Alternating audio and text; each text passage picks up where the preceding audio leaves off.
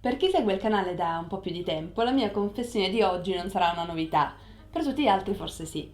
Da un po' di tempo a questa parte, probabilmente da quando passiamo più tempo in casa, mi sono fatta prendere dai giochi da tavolo di carte per amanti dell'arte e ne ho presi 3-4, tutti diversi tra di loro.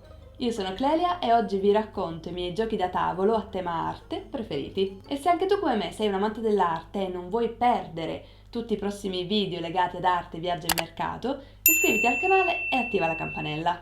Probabilmente questa fissa per i giochi da tavolo in generale non me ne sono mai resa conto, ma l'ho sempre avuta. Quando ero ragazzina, ad esempio, mi divertivo molto con i miei amici ogni tanto a giocare a Trivial Pursuit in 1000 varianti diverse. Poi con il tempo, tra l'università, il lavoro, i viaggi, i libri e Netflix, ho perso un po' l'abitudine. Come vi ho raccontato però qualche tempo fa, nel mio video sul gioco Going Going Gone, ho ripreso volentieri ogni tanto anche a giocare. Il primo gioco di cui voglio raccontarvi l'ho preso lo scorso Natale e si chiama Guess the Artist. Tradotto letteralmente significa Indovina l'artista. Si tratta di un gioco di carte, un cofanetto di 60 carte, una per ogni artista. Il meccanismo è il seguente: si può giocare sia in coppia che in gruppo. A turno si prende una carta e l'avversario deve indovinare attraverso 3 indizi l'artista protagonista della carta. Vi faccio un esempio. Cosa vi viene in mente se vi dico zucca, frangetta e puntini? Qual è l'artista? Kusama, ovviamente. E così per altri 59. Quindi avremo mela, bombetta e scritta per Magritte. Oppure baffi, aragosta e gatto per Dalì. Le cose belle di questo gioco sono due, secondo me. La prima è che sfida se stessi e l'avversario non su stupide nozioni o date che non servono a nessuno, ma su aneddoti e curiosità. E la seconda poi è il fatto che sul retro di ogni carta ci sono degli approfondimenti, così scopriamo come mai ad ogni personaggio è stato attribuito quello specifico oggetto, animale o caratteristica. Infine è divertente il fatto che non si tratti soltanto di artisti del Novecento e contemporanei, ma anche di alcuni grandi maestri del passato. E sempre in tema di giochi di carte, una new entry per me di questo Natale, cioè di molto prima di Natale, ma con l'idea che fosse un autoregalo natalizio, c'è Art Oracles.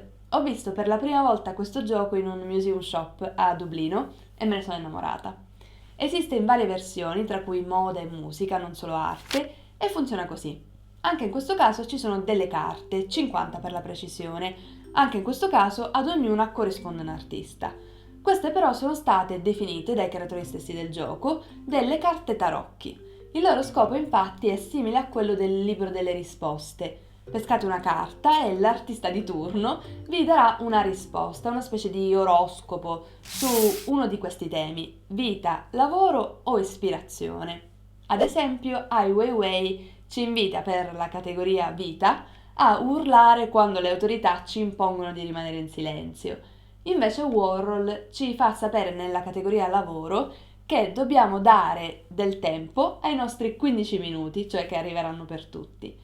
E poi ci sono grandi artisti a cui io sono particolarmente affezionata, come Boetti, sul quale ho scritto la mia tesi triennale, che ci fa sapere che ci sono modi diversi per leggere una mappa e quindi diversi modi per affrontare la vita. La cosa carina anche in questo caso è che si può approfondire qualche curiosità sull'artista attraverso un libricino in cui non viene riportata la solita vita in breve e anche un po' banale alcune volte, ma al contrario vengono riportate delle curiosità, come ad esempio la leggenda che racconta che Cindy Sherman possa andare indisturbata alle sue inaugurazioni senza essere riconosciuta dai fotografi perché si traveste sempre. Comunque, come questa ci sono davvero tante storie, frasi motivazionali e aneddoti sia nelle carte che nel libricino. Quindi ve lo consiglio se siete amanti delle citazioni o volete fare un regalo ad un appassionato d'arte, soprattutto arte del Novecento.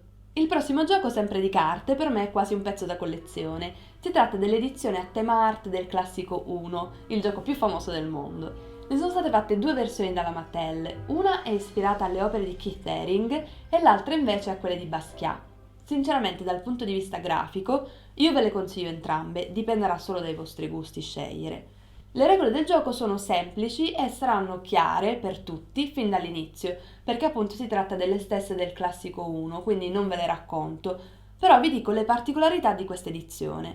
All'interno di ogni cofanetto troverete due mazzi di carte standard con le grafiche però ispirate alle opere, quindi le classiche carte blu, rosse, gialle e verdi più il jolly, e 4 carte extra che non servono per giocare, ma sono pensate come un piccolo puzzle, infatti se messe insieme compongono un'opera d'arte dell'artista.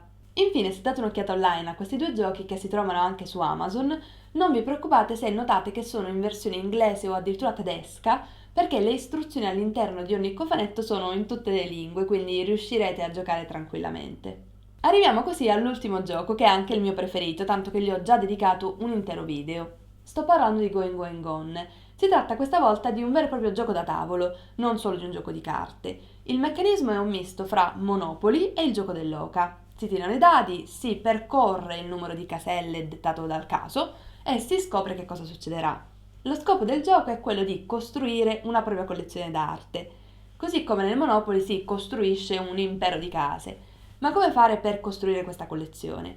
Bisogna comprare le opere in asta oppure in fiera, scambiarle con gli altri giocatori collezionisti, prestarle ai musei o ereditarle, esattamente così come nella realtà. Si inizia nella casella denominata Biennale di Venezia, che è il centro dell'arte moderna e contemporanea da decenni, ma soprattutto si parte con 1,5 miliardi di dollari e 4 opere d'arte casuali. Come questo sulla Biennale, tutti gli altri cenni al mercato dell'arte sono reali, quindi le aste possono avvenire nelle maggiori città come Londra, Parigi, New York o Berlino, e lo stesso vale per le fiere a Basilea o Miami. Ci sono poi alti e bassi dovuti alla casella dell'avvocato o a quella del detox, che obbligano a perdere dei turni, soldi o peggio ancora le opere d'arte. Come avviene nella realtà, bisogna sempre tenere in conto degli imprevisti personali che possono fermare la costruzione di una collezione d'arte. Ognuna di queste caselle è come un piccolo mondo, ed è questo che ha reso così divertente, secondo me, ma anche coinvolgente questo gioco. Ogni minimo dettaglio infatti è stato costruito e studiato da chi respira l'aria del mercato dell'arte.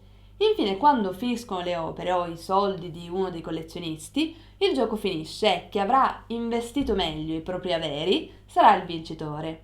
Questo è davvero il mio gioco preferito di sempre, quindi potrei stare qui ore a raccontarvelo in ogni minimo dettaglio e a darvi suggerimenti. Vi suggerisco piuttosto di andare a vedere il video che gli ho dedicato. E se questo video sui miei giochi preferiti di carte e da tavolo del mondo dell'arte ti è piaciuto, lascia un like e iscriviti al canale per non perdere i prossimi video legati ad arte, viaggio e mercato. Inoltre ti consiglio di dare un'occhiata al mio video sui regali per amanti dell'arte o a quello sulle migliori riviste in Italia. Grazie e alla prossima!